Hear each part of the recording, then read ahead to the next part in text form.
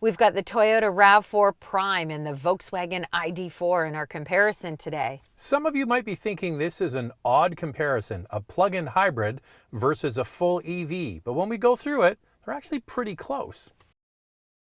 The RAV4 Prime has a 2.5-liter four-cylinder engine with Toyota's hybrid system, an ECVT, 302 total system horsepower, and 68 kilometers, 42 miles of EV range. The ID.4 with the dual motor all-wheel drive has the same power, 302 horsepower, as the Prime, but 386 kilometers or 249 miles of EV range. They also sell a base model rear-wheel drive only with only 201 horsepower, but it gets 400 kilometers or 260 miles of EV range. We'll be focusing on the all-wheel drive model for this review. For now, the ID.4 is only available in British Columbia, Quebec, and Ontario.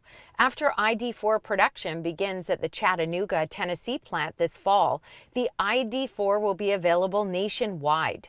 The Prime is also a challenge to get with long wait times. Some followers have told us up to 2 years. Both of these vehicles qualify for rebates in Canada. You get a federal rebate of $5,000 Canadian. There's also provincial rebates depending on where you live. Alberta, Manitoba, Saskatchewan, and Ontario do not offer provincial rebates. In the United States, the ID.4 and the RAV4 Prime qualify for a tax credit of up to $7,500.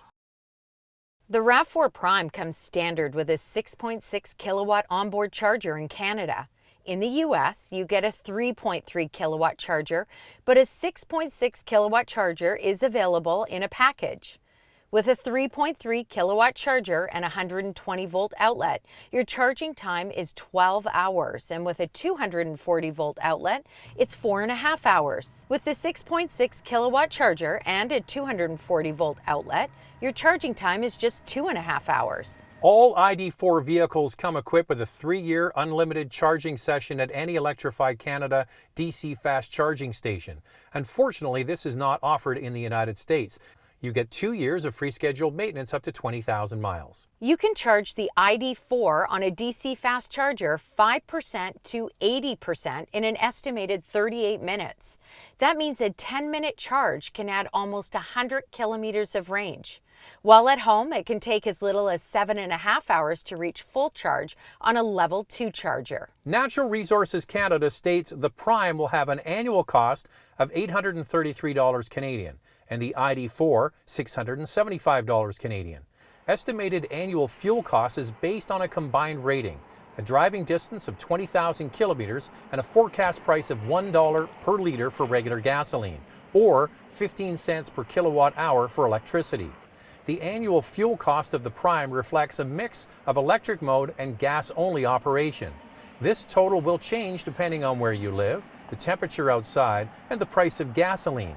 In Vancouver, stations right now are charging $1.76 a liter for regular fuel and $1.96 for premium. I'm exhausted, Andrea. That was a huge data dump.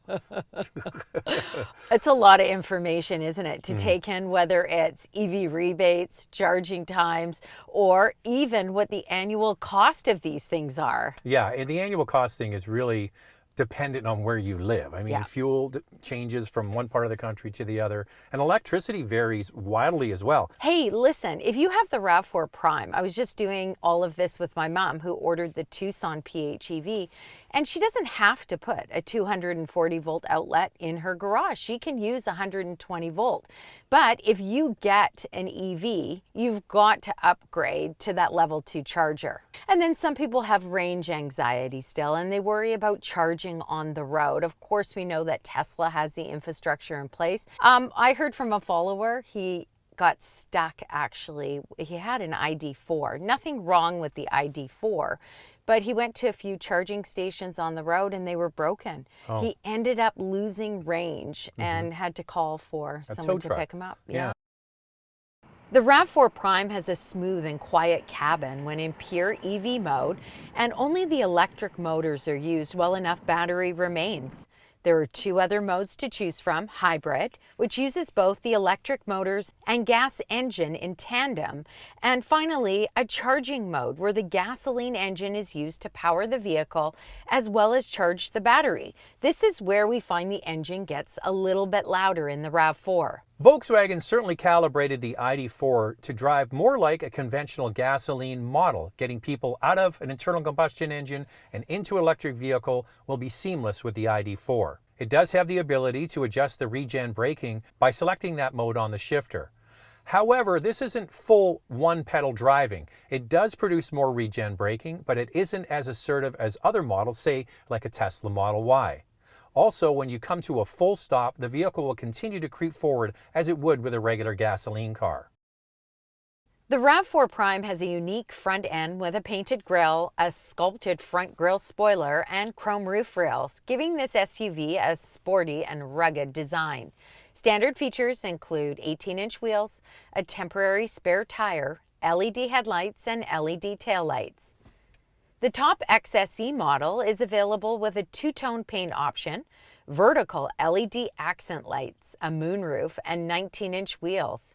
Add the technology package for $5,400 Canadian to the XSE trim to get the panoramic sunroof and a power rear door with kick sensor. In the US, you have a variety of packages to choose from. On the base trim, you can get a weather and moonroof package for $1,655. And the top XSE trim, there are 4 packages to choose from, ranging in price from $800 to $5,300. The ID.4 is a stylish and modern design with, you guessed it, flush door handles, just like every other EV we've driven lately. Also has unique headlamps that are LED and LED tail lamps. There's even an available illuminated light bar with an illuminated VW logo in the center of the car. The ID.4 comes standard with a heat pump and a heated windshield for those cold winters, plus 19-inch wheels. Unfortunately, the heat pump is not available on US models. If you add the statement package for $8,000 in Canada, that's where you get all the features a lot of people want, like a panoramic fixed glass roof, silver roof rails, a black roof, power tailgate, 20-inch wheels, LED projector headlamps. In the US, the middle Pro S trim is where you'll find many of these extra features. The top Pro S trim does offer a gradient package for $1,500 that has the 20-inch wheels, a black painted roof, and silver roof rails and accents. What I like about the ID.4 is it fits nicely in the VW lineup. It's not too futuristic, but modern enough. It really only shows its hand from the front. From the side and the back, you're right, it could be any other regular VW SUV. But I kind of like the fact that this is a nice transition for a lot of people getting out of, say, a Tiguan gas model into an electric vehicle. They're going to feel at home. Now, the RAV4, kind of a face a mother would love. You think? Yeah, it's not a great looking vehicle. It's rugged kind of, but it's rugged. I think it's okay. Yeah, that's it. It's okay. Here's our used car alternative from CanadaDrives.ca. We chose a 2018 Mitsubishi Outlander PHEV with just over 35,000 kilometers for $36,990 Canadian. Click on the tab or the link in the description below to find more vehicles in this category from CanadaDrives.ca. Every week, this comparison drops twice. You're watching it on YouTube, but the day before, it drops on Instagram, Motormouth_Andrea. And then we collect some of your comments and read them out. RAV4, because if you go a longer distance, at least you can still use gas. Love the aggressive look, and it holds value due to the name. I picked the ID.4 because of the future style in both the interior and exterior. And forget about gas. Love the more rugged look of the Prime, and if it wasn't such a long wait to get one, I would have gone for one. Currently loving the hybrid and its incredible fuel efficiency, so I can only imagine how much better it gets with the Prime. No brainer here, I believe. For $1,000 more, you get a full EV. I'm a big Toyota fan, but I think this time it's VW. If VW and Hyundai can get those cars down in price another $5,000, watch out Tesla. The RAV4 Prime has a comfortable, practical, and versatile interior with plenty of storage with the battery mounted underneath the floor. Standard features include an 8-inch touchscreen, Apple CarPlay and Android Auto, heated front and rear cloth seats, 8-way power driver's seat, and a heated steering wheel. In the US, a heated steering wheel and heated rear seats are not standard. You'll find these features in the Weather and Moonroof package on the base trim. The top trim in Canada has the larger 9-inch touchscreen, a wireless charger, and soft-tech seats. Add the technology package to get driver's seat memory, a power passenger seat, ventilated front seats, a head-up display, and an 11-speaker JBL audio system. As mentioned earlier, in the US, the top XSE trim has 4 packages to choose from. The premium audio package for over $2,400 is where you'll find the larger touchscreen, the JBL audio system, heated rear seats, and a heated steering wheel. The most expensive package for over $5,300 has features like the panoramic sunroof and ventilated front seats. The ID.4 offers an open cabin with plenty of space and storage. It has generous-sized door pockets and a well-designed center console with removable cup holders and partitions. The interior is modern with a combination of leatherette or cloth upholstery. There is some hard plastic and high-gloss black trim. The interior looks and feels like the same quality materials you would get in other Volkswagen products. Volkswagen is moving towards screens with no physical volume or heat controls. It's all touch-based. Some will enjoy and others might find it frustrating. But it does give an overall sleek, clean, and futuristic look.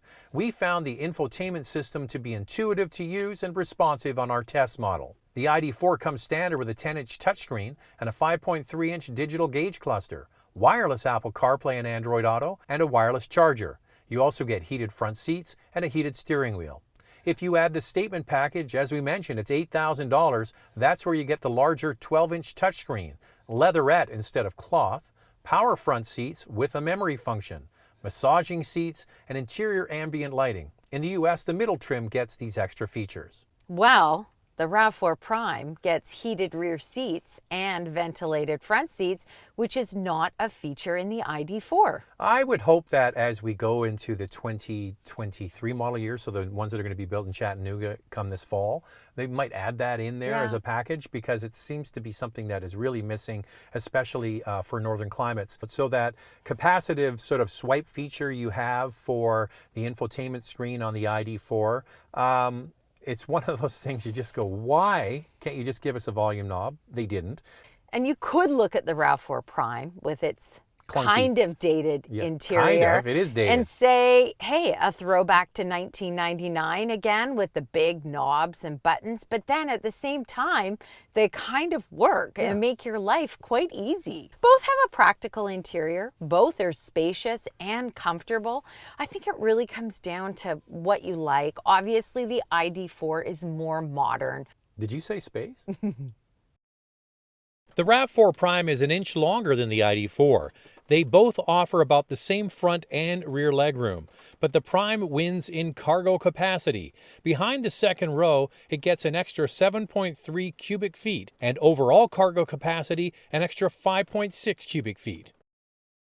Let's start with the RAV4 Prime, and let's start with pricing. The base all-wheel drive model starts at just under $45,000, and the top trim with the XSE package for $5,400 Canadian is just under $57,000. The Prime earns a combined city highway rating of 2.5 liters equivalent per 100 kilometers. That's 94 miles per gallon equivalent. With the battery depleted, it gets 5.7 liters per 100 kilometers in the city and 6.4 liters per 100 kilometers on the highway. That's 40 miles per gallon city and 36 miles per gallon highway. The towing capacity is 2,500 pounds, and Toyota offers a warranty of 3 years or 60,000 kilometers, 36,000 miles. Here's the pricing for the ID.4. The base model, rear-wheel drive, starts at just under $45,000 Canadian. The first all-wheel drive starts at just under $50,000, and the most expensive model with that $8,000 package included is $57,995. Towing capacity is 2,700 pounds, and the warranty is 4 years, 80,000 kilometers, or 50,000 miles. What it comes down to is, what do you want and what are you ready for? EV or just a PHEV and start slowly? Are you going to take a chance on Volkswagen or go with the good old trusty Toyota? That's another major component to this. So I think for a lot of people, if they could get a RAV4 Prime, they'd be happy with that. Absolutely. I would be happy with a PHEV myself. I would have most days a very clean drive. I don't put on 68 kilometers a day. I have lots of short trips. I actually think a PHEV would work really well for our lifestyle. So Deloitte puts out a worldwide automotive survey every year. And the one they just published about a week ago will focus on North America. Yeah. About 69% of people, their intention for their next vehicle is to buy a regular gas internal combustion engine. Yeah, which is a pretty high number, considering we talk a lot about EVs, hybrids, and PHEVs, and that gas models are going to be worth nothing in 5 years. I hear this very often. All right, now the next... No stats behind that, by the way. Now about 5%, only 5% in North America are full battery electric vehicles. Of all the people they surveyed, 5% want to get their next vehicle as a full plug-in. Now, about 20% was hybrids and plug-in hybrids. Yeah. And that's where I think the meat of the market is for people who want to do something electrified. Yes, people are worried about the environment. They want to make changes, and they're very concerned about how fuel costs are skyrocketing. The other part about buying a new technology car, whether it's a plug-in or an EV, is when do you jump in, right? Okay, there's going to be another EV coming with maybe more range and more power. It might be cheaper. Should I wait? Or should I buy now? And the same thing with the plug-ins. Yeah. Oh, that new Mitsubishi Outlander's coming next week. It has a reported 87 kilometers of electric range under the Japanese cycle. That's coming. It might be cheaper. Can you get one? Should I buy now or should I wait? That's the big problem we have. And what happens to resale value on these? Anything? Something? I don't know.